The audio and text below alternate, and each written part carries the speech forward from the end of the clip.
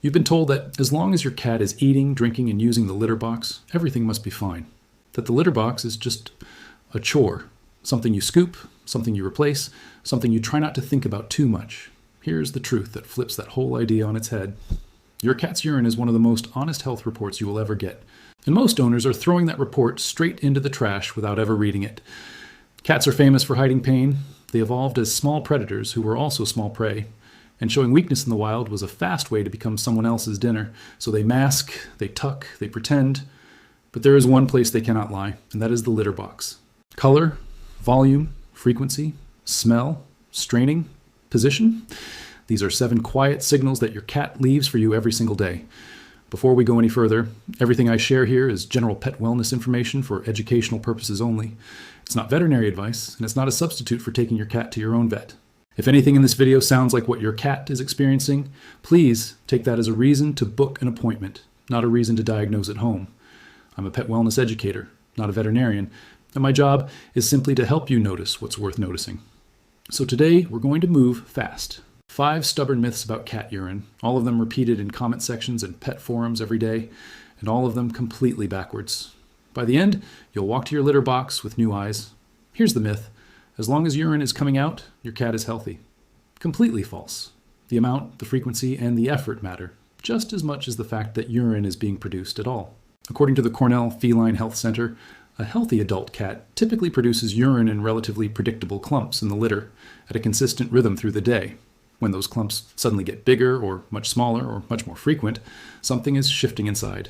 Very large saturated clumps can suggest your cat's body is losing water it shouldn't be losing. Tiny clumps, or many small visits with only a few drops each time, can suggest the opposite, that the bladder is irritated and your cat is straining. And here's the part almost nobody talks about. A male cat who is straining, posturing, and producing nothing is not constipated. That is an emergency. A blocked urinary tract in a male cat can become life-threatening within 24 to 48 hours. So the real rule isn't, is my cat peeing? It's, is my cat peeing the way they usually pee? If the pattern changes and stays changed for more than a day, that's worth a call to your vet, not a wait-and-see week on the couch. Second myth, and this one is everywhere on social media. If your cat's urine smells strong, just switch their food and the smell will go away. The opposite is often true. A sudden shift in odor is usually a signal from inside your cat's body, not a complaint about the kibble bag. Cat urine naturally has a distinct ammonia note because of a protein called feline, which cats concentrate in their urine as a chemical signal to other cats. That's normal. What isn't normal is a sudden, sharp change. Urine that suddenly smells overwhelmingly like ammonia, or oddly sweet, or strangely metallic. The International Cat Care Organization notes that changes in urine odor can accompany a range of underlying issues, from urinary tract inflammation to changes in how the kidneys are concentrating waste. Sweet-smelling urine, in particular, is one many owners never think to mention. In some cats, a sweeter, almost syrupy note can appear when the body is spilling sugar it shouldn't be spilling. I want to be clear, only a qualified veterinarian can tell you what's actually happening with your specific cat. But if the smell of your litter box changes noticeably from one week to the next, that's not a food problem to fix on Amazon. That's a conversation to have at your next vet visit. Third myth, and this is the big one. You spot a pinkish smear in the litter or a small reddish clump, and you tell yourself it must be dye from the litter or a scratch on the paw or something the cat rolled in. Completely false. Blood in cat urine, what vets call hematuria, is almost never nothing. Research summarized by the American Association of Feline Practitioners shows that blood-tinged urine in cats is one of the most common signs of a group of conditions grouped under feline lower urinary tract disease, or FLUT-D. That umbrella includes inflammation of the bladder wall, tiny crystals forming in the urine, stones, infections, and stress-driven cystitis. The color can range from a barely there pink halo around a clump to rust brown to obvious red. And here's the pattern interrupt most owners miss. The blood doesn't have to be dramatic to matter. A faint pink tint that shows up 2 or 3 times in a week is telling you the same story as a bright red spot, just more quietly. If you've been noticing anything in that color range, even faintly, that's worth mentioning to your vet at your next visit. And sooner if your cat is also straining, vocalizing in the box, or going outside the box. Which brings us straight to myth number 4. Here's a myth that has cost more cats their homes than almost any other. If a cat pees outside the box, they're being spiteful, dirty, or badly behaved. The opposite is true. Peeing outside the box is one of the clearest medical signals a cat can send. The Ohio State University Indoor Pet Initiative and researchers publishing in the Journal of Feline Medicine and Surgery have shown for years that inappropriate urination in cats is very often linked to physical discomfort long before it is linked to behavior. When urinating hurts, cats begin to associate the litter box itself with pain, so they try somewhere else: the bath mat, the laundry pile, the cool tile by the door. In their mind, they aren't misbehaving. They are searching for a place where it stops hurting. Add to that the fact that cats are extremely sensitive to litter box conditions: cleanliness, depth of litter, box location, number of boxes in the home, and you get a signal that is almost always trying to tell you something real. The general guideline many feline specialists reference is 1 litter box per cat plus 1 extra in quiet, accessible locations. But before you rearrange your entire house, please rule out the medical side first. Sudden outside-the-box urination in a cat who has always been reliable deserves a professional set of eyes, not a spray bottle. Persistent symptoms and behavioral changes always deserve a vet's evaluation, not a punishment. Final myth, and it's the one I hear the most from owners of senior cats: "Oh, she's just old. Old cats drink more. Old cats pee more. It's normal." The opposite is closer to the truth. Increased thirst and increased urination in an older cat are almost never just aging. They are often the earliest, most detectable signs that something in the body's filtering or hormonal system is changing. Cornell Feline Health Center resources on senior cat wellness describe increased water intake and increased urine output, what vets call polyuria and polydipsia, as some of the most common early red flags in cats over the age of about 7. These signs can appear long before a cat looks sick. The coat still shines. The appetite still seems okay. But the water bowl empties faster and the litter clumps get bigger and heavier. Here's the shift I want you to make. Instead of thinking of your senior cat's water bowl as background noise, think of it as a data point.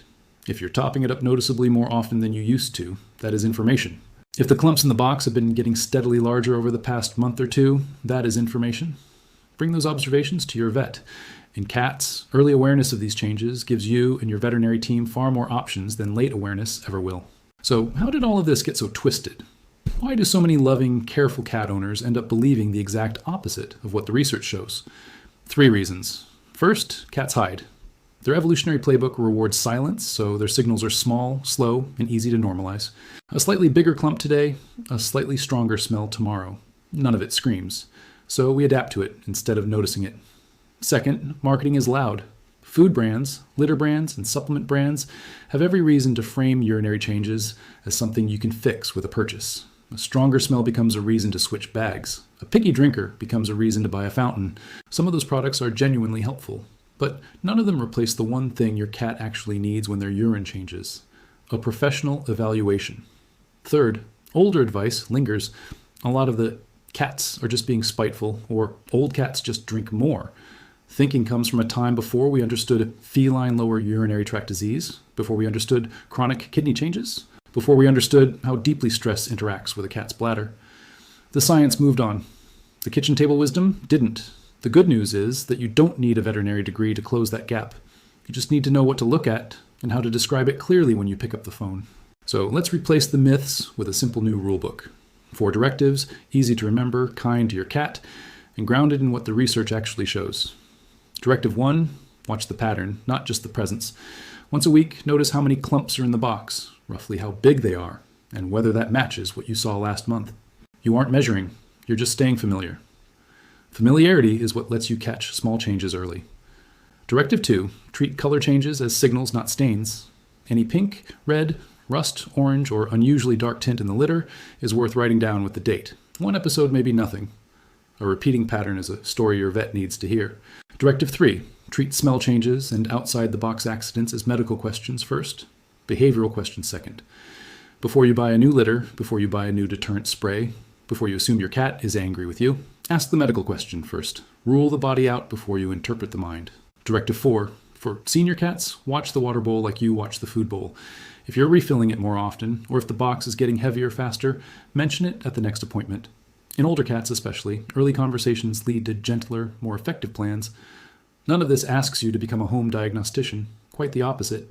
This is about becoming an excellent observer, so that when you sit across from your veterinarian, you can hand them a clear, calm picture of what's actually been happening. That partnership, your daily observation plus their clinical expertise, is where great feline care actually lives. Here's what I'd love to know from you. Which of these 5 myths had you believed the longest, and what changed in your litter box routine after hearing this? Drop it in the comments, because other cat owners are reading, and your honesty helps someone else's cat get noticed sooner. And if you want more calm, myth-free feline wellness breakdowns like this one, the kind that respects your intelligence and your cat's dignity, go ahead and subscribe, because the next video in this series is on the subtle changes in a cat's water drinking habits that even attentive owners miss. And, as always, your vet knows your cat best. This video is awareness, not diagnosis. Take good care of your little one.